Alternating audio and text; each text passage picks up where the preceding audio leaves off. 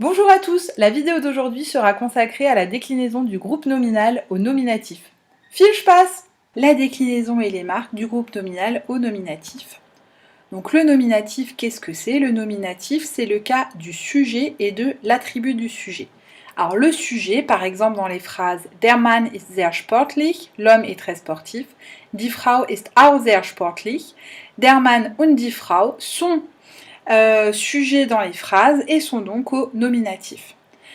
Le nominatif, c'est également le cas de l'attribut du sujet, par exemple dans la phrase Das ist ein schöner Pulli. Ein schöner Pulli est situé après le verbe, l'auxiliaire sein, donc conjugué ist, et donc a une fonction d'attribut du sujet, il est donc également au nominatif. Pour l'attribut du sujet, ça fonctionne comme en français. Donc c'est derrière les verbes dits verbes d'état. Je vous ai simplement mis les trois que vous allez rencontrer le plus souvent en allemand. Donc il s'agit de l'auxiliaire sein qui signifie être, de l'auxiliaire allemand werden qui signifie devenir, mais également du verbe bleiben qui signifie rester. Donc les marques du nominatif, c'est les marques qu'on va appeler les marques de base. C'est avec les marques du nominatif que vous apprenez vos mots. C'est les mots que vous avez écrits dans le cahier. Ils sont généralement au nominatif. Donc sur vos listes de vocabulaire, donc les marques de base, c'est-à-dire der pour le masculin, donc R pour le masculin, das pour le neutre, donc S, et E pour le féminin et le pluriel. Tous les deux sont die. Alors, en contexte, comment ça se passe? Donc, avec l'article défini, der, die, das, die, on a les transformations suivantes. Der blaue Pulli ist schön, le pull bleu est joli, die rote Hose ist schön, le pantalon rouge est joli, das grüne Hemd ist schön, la chemise verte est jolie et die schwarzen Schuhe sind schön, les chaussures noires sont jolies.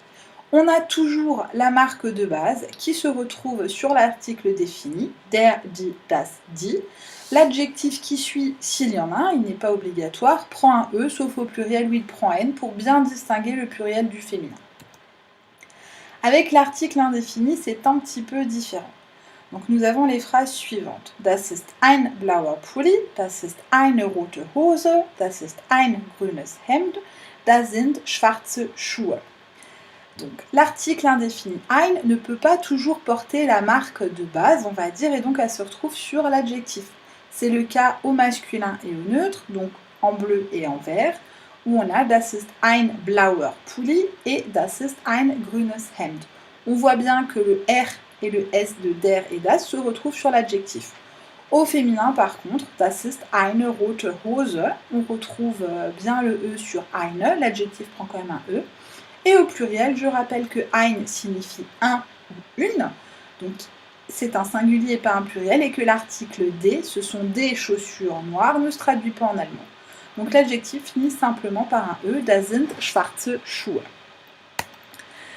Alors pour ce qui est de la trace écrite, nous avons la trace écrite suivante qui a recopié dans vos cahiers.